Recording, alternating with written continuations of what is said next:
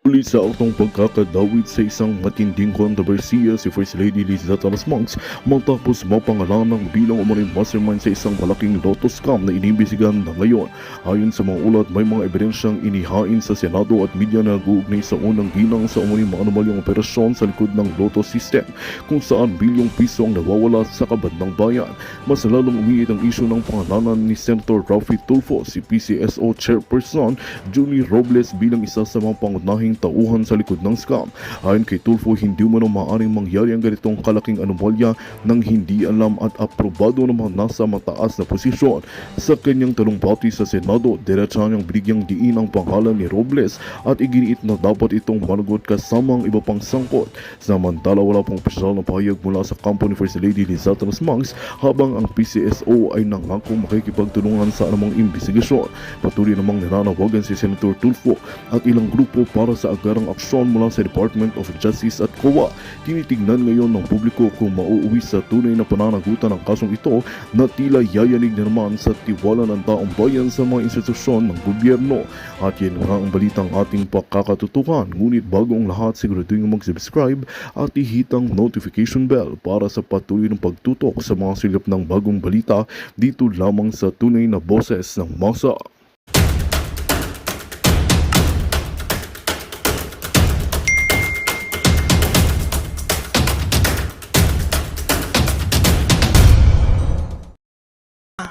Ni Martin Romualdez ang warrant of arrest ng ating pinakamamahal na pastor, Kibuloy. We need to pray at hindi natin hahayaang manipulahin nila ang ating batas. Yes! Silang korte. Ang nangyayari ngayon sa Congress, mas pinapaboran nila ang pumapatay sa ating mga sundalo at kapulisan. Walang iba kundi itong PNPA. Mas mahal nila yan kaysa ating nagmamalasakit at nagmamahal na Pastor Kibuloy. At saka pala, forgive me for the other night na nakapagmura ako. Kasi hindi ko po kaya na itong Robles na to. Ayokong, ngayon hindi ako magmumura, pipilitin kong kagatin ang aking dila. Dahil prayer rally ito. Pero, nakita nyo naman po, sabi ni Senator Tulfo, which medyo na uuligligan ko dahil nung iniimbisigahan niya si Robles sa Senado, biglang nawala. Tumiklop pagkatapos ng executive session. Silang dalawa ni Senator Pimentel. So, hindi ko alam kung anong nangyari. At ito naman, yesterday, sinasabi niya na mayroon siyang nakuha from the PCSO list ng mga winners na may isa doon na loan better na 10 times nanalo in 1 month. Uy! And another one is a loan better for 20 times winner in a month. Ngayon, Mr. Robles, dahil hindi naman nyo hindi mo ako kayang bayaran, okay? Kaya hindi ako titiklop sa inyo. Kung ang Senado, to be specific, si Senator Raffy Tulfo ay napatiklop nyo after the executive session, hindi ko na yun alam. Pero ang Sandracam, hindi kita titigilan hanggat hindi ka bumaba dyan sa pwesto mo.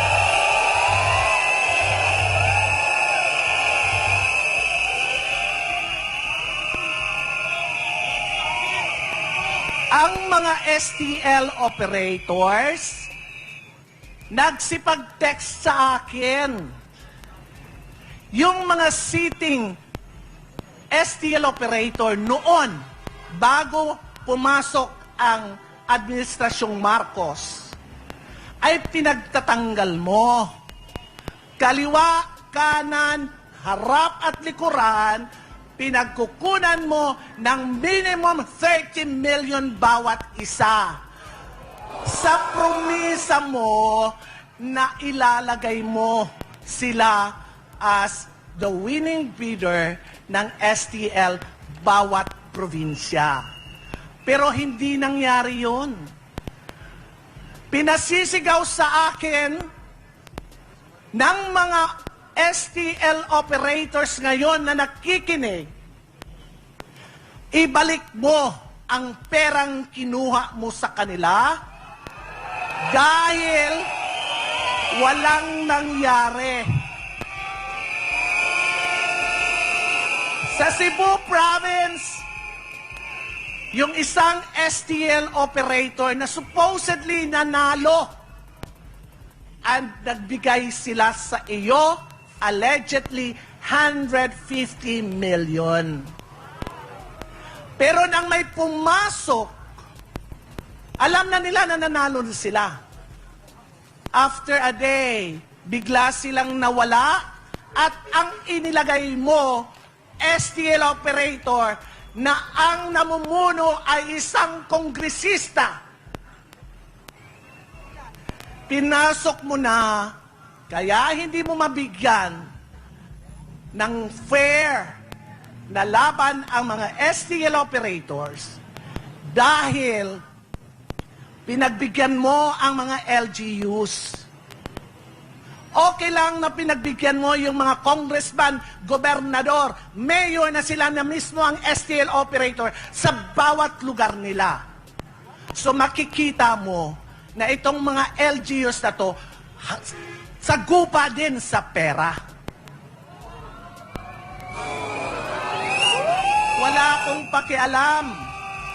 Marami akong kaibigan dyan na alam ko na sila ang napagbigyan, mga LGUs ito. Pero pasensyahan tayo dahil itong laban ko ay para sa bayan, hindi para sa inyo. PCSO bogus na loto! PCSO bogus na loto! PCSO bogus na loto! PCSO bogus na loto! Ngayon, ang sabi ng mga STL operators, sasabayan ako nila. Pag hindi mo ibinigay Melquiades Robles, the most corrupt official of the Philippines, pag hindi mo daw ibalik ang pinagkukuha mong pera sa kanila, ina-promise na silang papanalunin mo, sasama sila sa akin, nasisigaw na ikaw ay isang manloloko, magnanakaw na opisyal. Kurap ng bayan, huwag mahintulutan! Kurap ng bayan, huwag mahintulutan! Kurap ng bayan, huwag mahintulutan! Kurap ng bayan, huwag mahintulutan!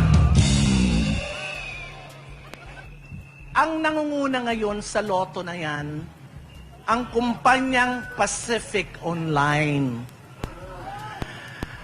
Siya yung may-ari ng machine na ginagamit ngayon ng PCSO.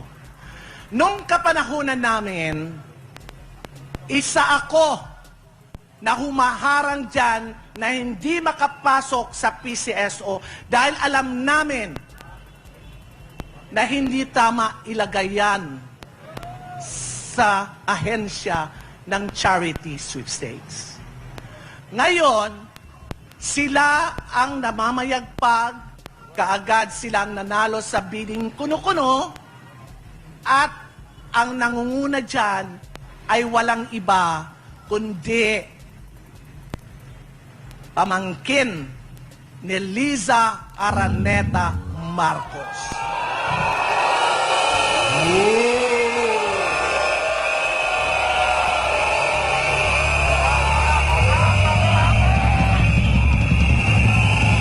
Magnanakaw! Magnanakaw! Magnanakaw! Magnanakaw! Magnanakaw! Magnanakaw!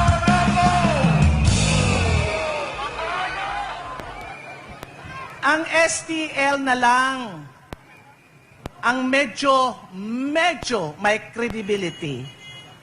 Pero ang mga may-ari na yan ngayon, sabi ko nga kanina, congressman, gobernador, mayor, sila ang pinanalo nitong si Melquiades Robles at nakalimutan niya na yung pinagkukuhaan niya ng pera, kaliwat, kanan, harapan, likuran. Isauli mo, Robles. Isauli mo, makakarma ka niyan. PCSO manloloko! PCSO manloloko! PCSO manloloko! PCSO manloloko! Gusto ko lang ipaalam kay Liza Araneta Marcos, kung magagalit ka sa akin, so be it. Hindi ako natatakot sa inyo. Dahil ako bilang as a former director of the Philippine Charity Sweepstakes Office, alam ko ang nangyayari sa loob. Alam ko din kung sino yung Pacific Online na linagay nyo dyan. 4 years yan na lumaban ng bidding. Hindi hinaharang namin yan. Ngayon, lalo ka, Robles, mahilig kang magpapatay.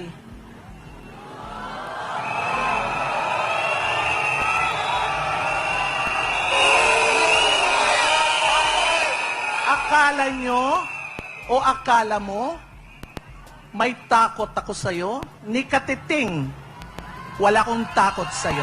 Hindi kami takot! Hindi kami takot! Hindi kami takot! Hindi kami takot! Hindi kami takot! Hindi ako miyembro ng Senado na kaya niyong ganyan-ganyan ng pera nyo. Yung pera nyo galing sa 20 pesos ng mga maliliit na kababayan natin na nag-aspire maging milyonaryo na hindi na mangyayari yon. Dahil kayo mismo ang humahalon ng pera ng mga mahihirap. PCSO manloloko! PCSO manloloko! PCSO manloloko! PCSO manloloko! Now, Melquiades Robles, kung si Maharlika, pinupuntahan nyo at gusto nyong ipakatay. Ako nandito sa Pilipinas at ito pakikinggan ng pulisya at ng Armed Forces of the Philippines. Pag may mangyari sa akin, kayo, ikaw, Melquiades at Liza Araneta Marcos ang mananagot at si Martin Romualdez.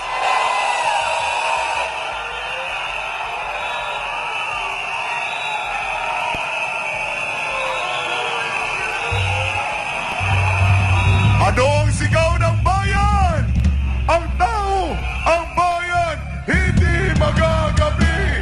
Ang tao, ang bayan, hindi magagabi. Ang tao, ang bayan, hindi magagabi. Ang tao, ang bayan, hindi magagabi.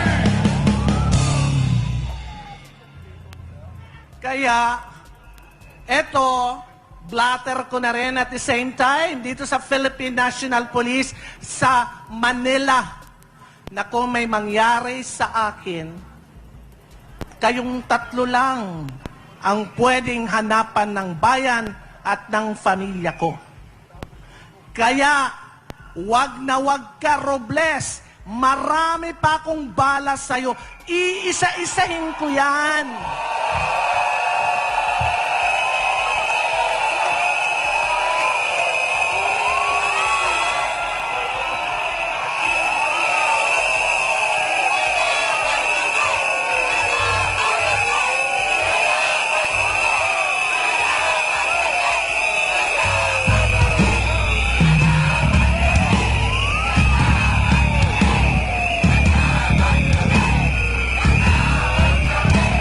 Lalaban kami! Lalaban kami! Lalaban kami! China-challenge kita. I'm challenging you, Melquiades Robles. Kasama ng amo mo. Ipatawag niyo ako kahit saan. Pupunta ako. Basta tayo-tayo lang. Walang mga security. Tayo lang, haharap ako sa inyo. At iisa-isahin ko sa mukha nyo ang pandurugas nyo sa sambayanang Pilipino. Mel Robles! Mandurugas! Mel Robles! Mandurugas! Mel Robles! Mandurugas! Mel Robles! Mandurugas! Ang mga lotto operators na naghihikahos, tinanggalan nyo ng mga prangkisa dahil dyan sa Pacific Online. Ilang pamilya ang ginuto mo, Robles, dahil sa katakawan mo sa pera. At ang iyang pera na yan, naggaling sa mga maliliit na tao, ibinibigay mo sa mga malalaking tiyan dyan sa Malacanang. Magnanakaw! Magnanakaw! Magnanakaw! Magnanakaw! Magnanakaw! Kung naalala nyo noon sa Senado, umamin siya kay Senator Tulfo na totoo yung nilabas niya na picture o ng mukha ng winner ay hindi naman talaga winner. Kasi ang sagot niya, dinedepensahan lang daw niya o pinoproteksyonan niya ang mga winning ticket holders. Mr. Robles, nung kapanahonan namin, ako ilang beses ako nagbibigay ng cheque sa mga winning lotto tickets. Hindi naman namin tinatakpan ng mukha. Yun nga lang, hindi naman pwede namin ibigay ang pangalan. Totoo yun, protection. Pero, kinukunan namin ng mismong PCSO ang mukha ng tunay na winner. At sinasamahan namin dun sa baba, sa land bank, para mag-open ng account. Na ang bibigay lang, ang kukunin lang nila, let's say, nanalo ng 40 milyones, bibigyan, ina-advise namin na mag-cash ka lang ng 2 million at yung lahat ilagay mo sa bangko, pagdating mo kung saan ka mang probinsya, doon mo na i-withdraw. Ikaw, naglabas ka sa media, hindi naman tunay na winner. Dahil lang sabi mo, you're protecting the identity of the winner. That's bullshit. No. Mali na naman. Hindi ganyan, Robles. Ang totoo niyan, ang tunay na nanalo noong Disyembre ng 2 ilang milyones yun, kayo-kayo.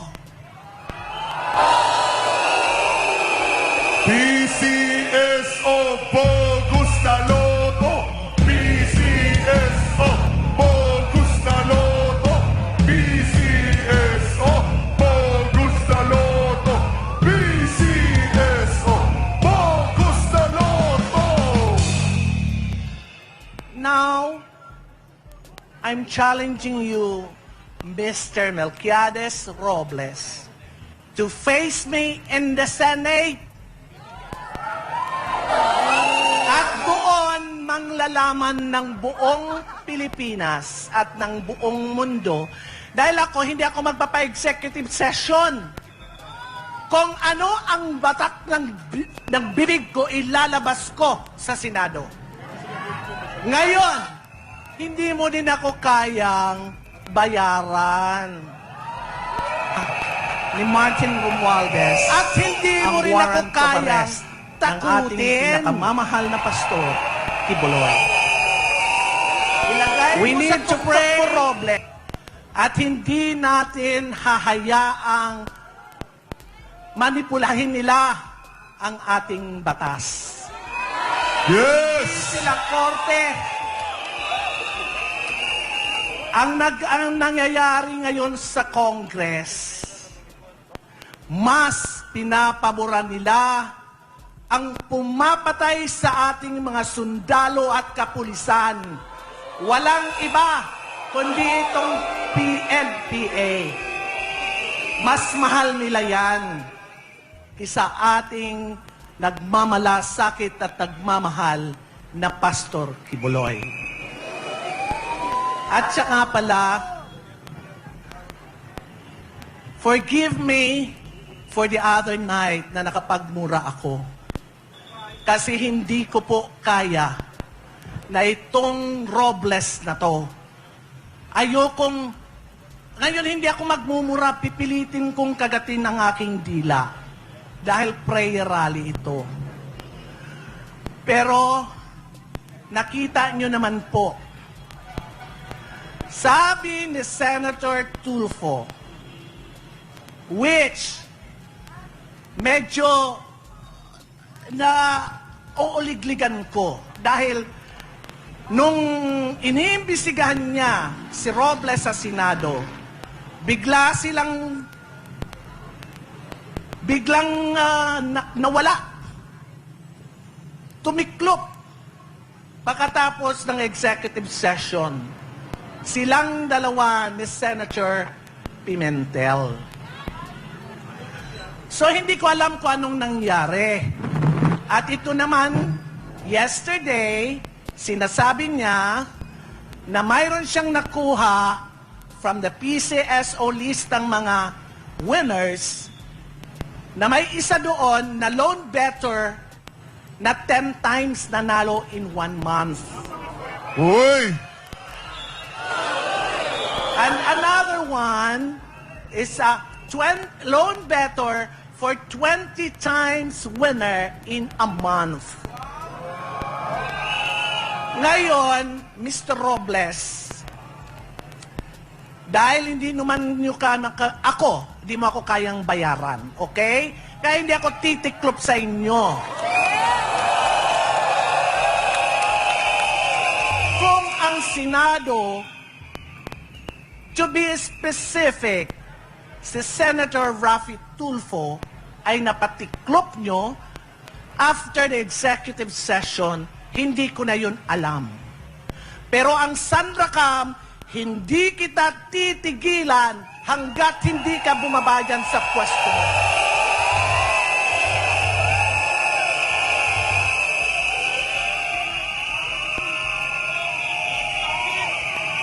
Ang mga STL operators nagsipag-text sa akin. Yung mga sitting STL operator noon, bago pumasok ang Administrasyong Marcos, ay pinagtatanggal mo. Kaliwa, kanan, harap at likuran, pinagkukunan mo ng minimum 30 million bawat isa. Sa promisa mo na ilalagay mo sila as the winning bidder ng STL bawat probinsya. Pero hindi nangyari yun. Pinasisigaw sa akin ng mga STL operators ngayon na nakikinig, ibalik mo ang perang kinuha mo sa kanila dahil walang nangyari. Sa Cebu Province, yung isang STL operator na supposedly nanalo and nagbigay sila sa iyo, allegedly, 150 million. Pero nang may pumasok, alam na nila na nanalo na sila. After a day, bigla silang nawala at ang inilagay mo, STL operator, na ang namumuno ay isang kongresista. Pinasok mo na, kaya hindi mo mabigyan ng fair na laban ang mga STL operators dahil pinagbigyan mo ang mga LGUs. Okay lang na pinagbigyan mo yung mga congressman, gobernador, mayor na sila na mismo ang STL operator sa bawat lugar nila. So makikita mo na itong mga LGUs na to, sagupa din sa pera. Wala akong pakialam. Marami akong kaibigan dyan na alam ko na sila ang napagbigyan, mga LGUs ito. Pero pasensyahan tayo dahil itong laban ko ay para sa bayan, hindi para sa inyo. PCSO Bogus na Loto! PCSO Bogus na Loto! PCSO Bogus na Loto! PCSO Bogus na Loto! Ngayon, ang sabi ng mga STL operators, sasabayan ako nila. Pag hindi mo ibinigay Melquiades Robles, the most corrupt official of the Philippines, pag hindi mo daw ibalik ang pinagkukuha mong pera sa kanila, ina-promise na sila ang papanalunin mo, sasama sila sa akin, nasisigaw na ikaw ay isang manloloko, magnanakaw na opisyal. Kurap ng bayan, huwag mahintulutan! Kurap ng bayan, huwag mahintulutan! Kurap ng bayan, huwag mahintulutan! Kurap ng bayan, huwag mahintulutan! Ang nangunguna ngayon sa loto na yan, ang kumpanyang Pacific Online. Siya yung may-ari ng machine na ginagamit ngayon ng PCSO. Nung kapanahunan namin, isa ako na humaharang dyan na hindi makapasok sa PCSO dahil alam namin na hindi tama ilagay yan sa ahensya ng charity sweepstakes. Ngayon, sila ang namamayagpag, kaagad silang nanalo sa bidding kuno-kuno, at ang nangunguna dyan ay walang iba kundi pamangkin ni Liza Araneta Marcos.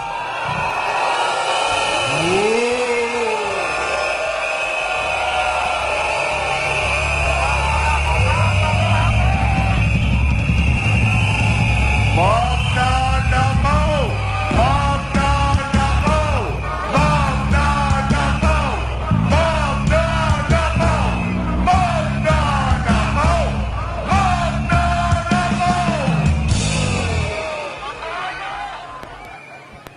Ang STL na lang ang medyo may credibility.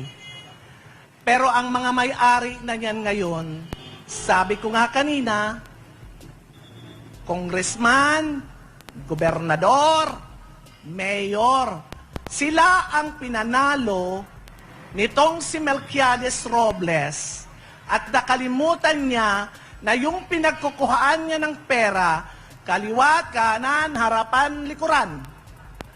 Isauli mo, Robles. Isauli mo, makakarma ka niyan. PCSO Manlo! Magandang balita ang hatid namin sa inyo ngayong araw. Sa pagtatapos ng aming balitaan, nagbigay kami ng mga mahalagang impormasyon. Maraming salamat sa pagtutok at pagsuporta sa aming programa. Huwag kalimutang manatili sa mga susunod na araw para sa mga bagong balita at mga kwento na dapat nating abangan. Mula sa Boses ng Masa, magandang araw, Pilipinas!